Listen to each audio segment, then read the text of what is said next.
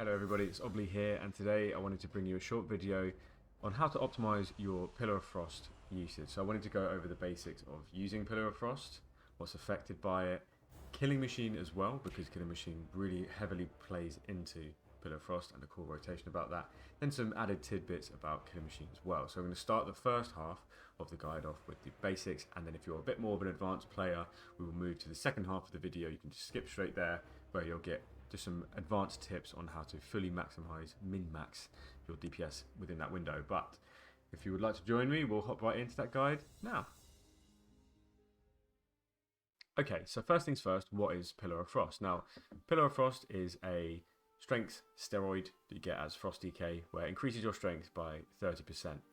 Now, you have to talent into this, you always talent into this. There's no world, no universe where you don't talent into Pillar of Frost. But Pillar of Frost, it becomes even better with this talent here, Obliteration. So during Pillar of Frost, so when Pillar of Frost is up, Frost Strike, Glacial Advance, and Howling Blast always grant Killing Machine when you cast them, and have a 20% chance to generate you a rune. Additionally, during Pillar of Frost, Empowering Weapon causes your next Obliterate or Frost Scythe, so your next Killing Machine, to cost no runes. If you cast Empowering Weapon inside your pillar and your pillar ends, the next Killing Machine you spend will still be free. It will carry over. This is massive. This is the cool rotation of Frost. When you play a build like Deathbringer, your 45-second window is extremely important. And then also when you play Rider, it's a little bit less impactful, your 45-second window, but still there is a set rotation that you need to follow. So with the basics of Pillar of Frost, you're always generating a Killing Machine or spending a Killing Machine. So we should probably talk about what is Killing Machine. Now, Killing Machine is talented here. Your auto-attack critical strikes have a chance to make your next Obliterate, deal Frost damage, and critically strike. Or it can make Frost Scythe critically strike for 3 times the normal damage. So Frost Scythe is Frost damage, and Obliterate is physical damage. When it becomes a Killing Machine, Obliterate becomes Frost damage as well as Frost Scythe. Frost Scythe already being Frost damage initially means that it doesn't actually change, but Obliterate does. That's good. It means that our Mastery, which increases Frost damage, now increases the damage of Obliterates. The difference between a normal hit with Obliterate and a Killing Machine hit is massive. I'll show you now.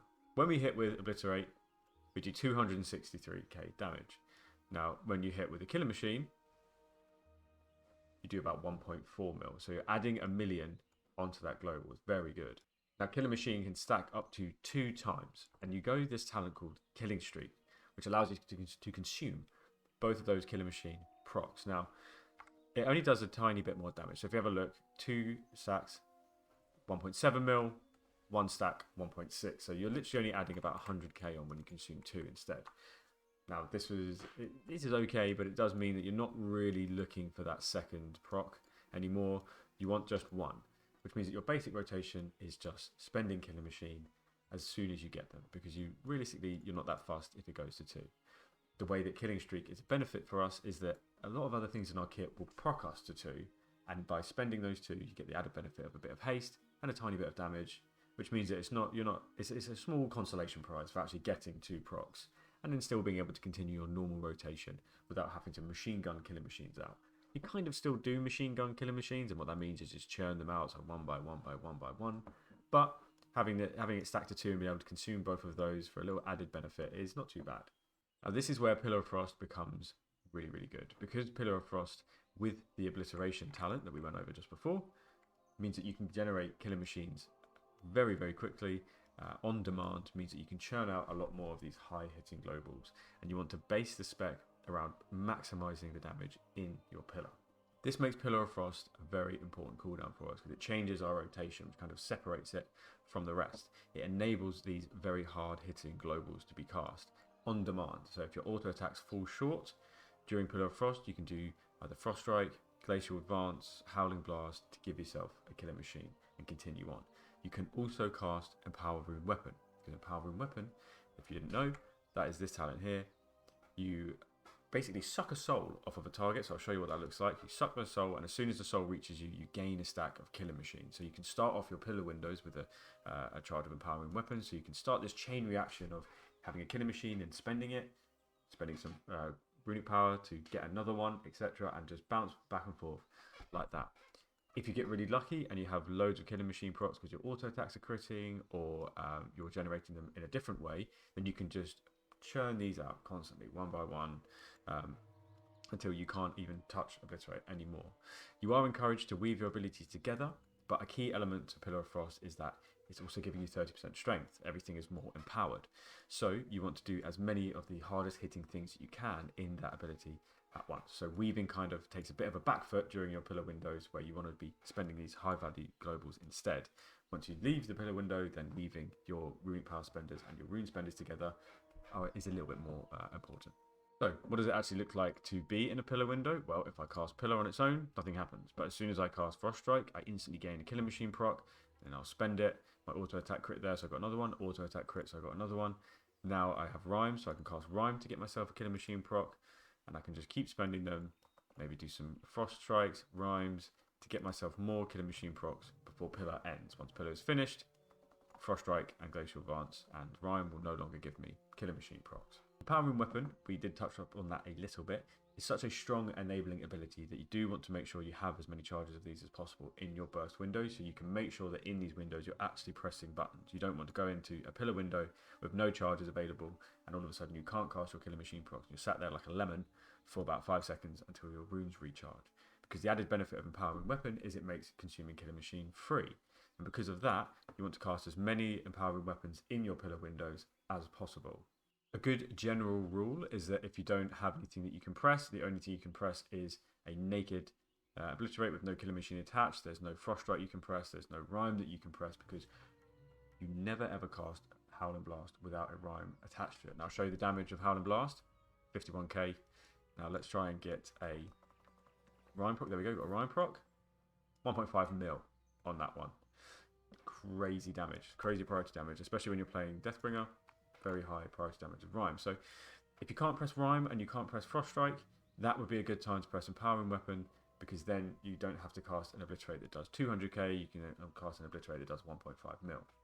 Okay, so a window like this would look roughly where if I start this with 2 killing machine procs, let's go. I'm going to generate some, I'm going to spend one, I'm going to generate one, I'm going to spend one, I'm going to generate one, I'm going to spend one, I'm going to generate. Now I'm going to spend an Empowering Weapon so I can finish the window with none.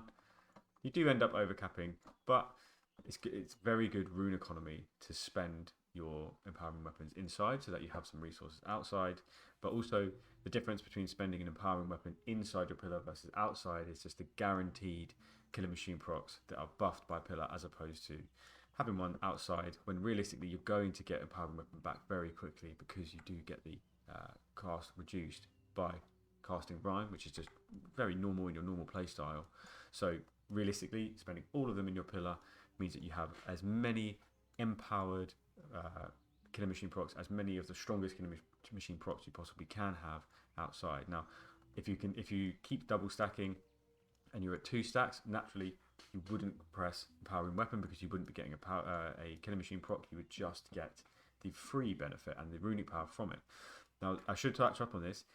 This is a little bit of advanced tech, but sometimes Empowering Weapon is actually just better to use as an enabler, as in because it's making the spell free.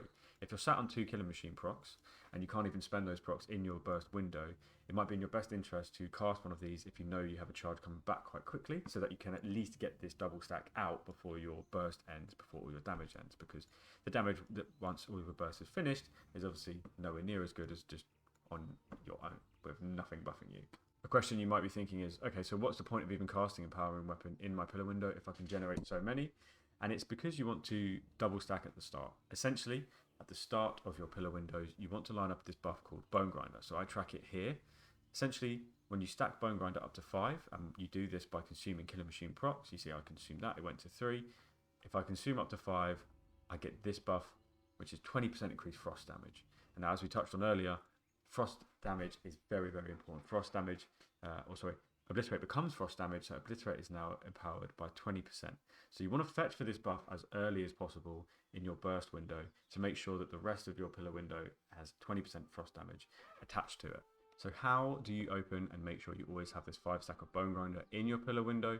Well, immediately you want to cast Empowering Weapon. So you get 1 stack and you can spend that, then you have enough runic power to cast Breath of Sindragosa and give you that 1 stack that you just spent of Empowering Weapon back.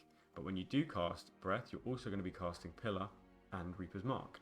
Reaper's Mark gives you 1 Killing Machine stack when you apply it through this talent here, but also the Forset gives you a Exterminate proc when you cast Reaper's Mark. Now Exterminate is super important because consuming Exterminate gives you another Killing Machine. There we go, another Killing Machine right there. So this gives you about, immediately after 1 Empowering Weapon, 1 Reaper's Mark, and then spending Obliterate, you have 3 stacks. Then all you have to do is spend another Empowering Weapon charge after that to get yourself to 4. Well, that's if you've been really unlucky. If you've been quite lucky, you might get 2 stacks because you then have 1 off of your auto attack. And then you're at 5 Bone Grinder stacks there. If not, you just spend that last Empowering Weapon charge and consume it again. And therefore, very, very quickly, you have all the stacks you need to have 5 stacks of Bone Grinder in your pillar window and consume all those Killing Machines and do some heavy, heavy damage. So after we've opened and we've got our 5 stack of the Bone Grinder buff, we've done everything correctly, you're now just doing whatever you can to generate a proc or spend a proc. Now you might come into a bout of resourcelessness where you don't have any resources to cast anything. Luckily, because because casting Frost Strike or casting Obliterate has a 20% chance to give you a rune back. If you can't cast if you're at 2 stacks or 1 stack of Killing Machine, you can't cast it. Just cast Frost Strike or Rhyme instead to try and give you that rune back so that you eventually can cast Obliterate. Obviously, if you have some Empowering Rune charges, spend those first. Obviously, because Empowering Weapon gives you 40 runic power as well, you don't want to overcap yourself with the runic power, so look to see which one of these spells will be the correct one for you to actually cast. So that is the basics of executing a successful pillar window in combination with Reaper's Mark. What about Rider? Well, when you play Rider, you don't actually have the added benefit of all these Killing Machine procs, so you have to be a little bit more on the ball with proccing your 5 stack of Bone Grinder early on. It's a lot more difficult to do that. You don't get the additional Exterminate and the set bonus. Now tied to Pillar, you always summon Trollbane, which is one of our riders. So where is that? Let's get rid of this. I hate the way they've done these talents, but it is Trollbane, and Trollbane is good for us. We like Trollbane because it makes our pillar window much stronger with the Forset. Trollbane will put a debuff on the target which you want to consume, and you consume that by just casting. Actually, I'll show you. When Trollbane is on the target, you get this little debuff. You pop this debuff by casting either Obliterate or Frostbite, one of the two. They will do it. So naturally, every time you cast Pillar of Frost with the Forset, having it spawn Trollbane every single time is really nice because it now means that you have this extra layer that you need to look out for to do more damage with. That is nice in some parts. It's not so nice in others if you can't actually look after that. The opener with Rider looks a little bit different, obviously because you don't get those Reaper's Mark procs, then you might have a slightly delayed Bone Grinder, but realistically you just want to make sure at least you spent 1 charge of Empowering Weapon so that you don't cast Breath and then reapply it, and then you've just basically wasted 1, so you just open up, go in, and then do a full burst, and then get your stacks. So it takes a little bit longer for you to get your stacks, but if you're lucky with auto crits, you might be able to do it. This time I at least got 1 auto crit, so I was able to proc it relatively soon into my burst window. Trollbane will try and repeatedly debuff the target with these chains for you to pop. So I like to use Empowering Weapon as a way of making sure that I consume them quickly, otherwise I'm going to end up consuming a lot less than I should have during my burst window. So I can think about this ability and think, okay, I want to make sure I'm consuming these, but I don't want to do it without a Killing Machine proc. Let me use Empowering Weapon to give myself 1 and then consume it quickly. Now to go over the rest of the talents that interact with Pillar, you have a few. So you have the Long Winter here, where while Pillar Frost is active, your auto attack critical strikes increase the duration of Pillar by 2 seconds up to a maximum of 6 seconds. This is great. This gives us more time to spend and generate Killing Machine procs as they go, and also have the 30% strength buff. Then you have Enduring Strength, where when Pillar Frost expires, your strength is increased by 8%. This effect lasts 2 seconds longer, up to 20 seconds for each Obliterate and Frostbite critical strike during Pillar Frost. So you basically, the more that you can spend your Killing Machine procs and more you get, the luckier you are, the longer you have this strength buff for. This Enduring Strength can also last all the way up until your next Pillar of Frost window, so you can absolutely churn them out. Then you have Breath of Sindragosa, where consuming Killing Machines, which you consume a lot of in your Breath window, will extend the duration of Breath by 0.8 seconds, and then if you do a double stack, it will extend it by 1.6. Then you also have Frozen Dominion. So this is quite important to talk about. Remorseless Winter, if you remember that ability from last season and the seasons before, it's still in the game, but this ability ties it to Pillar of Frost every single time, so you no longer need to cast this. But the only reason that this is important is because everything that you hit with Remorseless Winter will increase your mastery by 8%, and as we both know, mastery does a lot of damage. Mastery influences our damage tremendously because it's all frost damage. It's a frost damage amplifier, so we want to have as much mastery as we can during these burst windows for this. During your burst windows, mastery is one of the most important stats because we can generate crits, we can generate killer machines on demand, therefore crit value is a little bit lower. So we want the actual damage of our abilities to do more, therefore mastery is super good. With this, it's just when you cast Pillar, everything you hit, so if I hit this target, I got 1 stack there, this weak aura here shows me that I've got 1 stack. If I hit 5, it will go up to 5, it will cap out at 5, and cap out at 40% mastery, 8 times 5. And one last thing to talk about with the talents is just that Murderous Efficiency is a really decent rune economy talent for us because consuming Killer Machine has a 20% chance to grant you a rune back. This just means that you can end up churning out Killer Machine after Killer Machine after Killer Machine, and it will cost you very, very little with Murderous Efficiency. This is actually probably the better of our 2 rune economy talents because this one here, Runic Empowerment, when this refunds, it's fine, doesn't matter too much, but you can guarantee a lot more procs of your runes, a lot more stable rune economy with Murderous Efficiency, especially in your burst, because during your burst, that's when you want all the resources. You don't really care that much if you get shitloads of resources outside of your burst, because if in your burst you're actually doing no damage because you can't cast anything, that's infinitely worse. One last talent I almost forgot to mention is actually Howling Blades. Rhyme has a 15% chance to grant you Killer Machine, just do a bit of extra damage. The damage is tiny, but the 15% increased chance to get you a Killer Machine is actually really nice. Being a dual wield means that you get more Killer Machine procs, but being two-hander means you get less. So if you spec into something like this, whether it's AoE or single target, means that there's more chance that you will get these Killer Machine procs, more chance you'll get your Bone Grinder stacks, more chance you'll keep them rolling if you're through a bout of dryness or like a drought of Killer Machine procs. If you're not getting any, you might be lucky enough to get a Rhyme proc. Do that. Keep your Bone Grinder stack. If you're at, like, let's say, for example, you have 3 stacks of Bone Grinder, they're about to run out, and you get a Rhyme proc.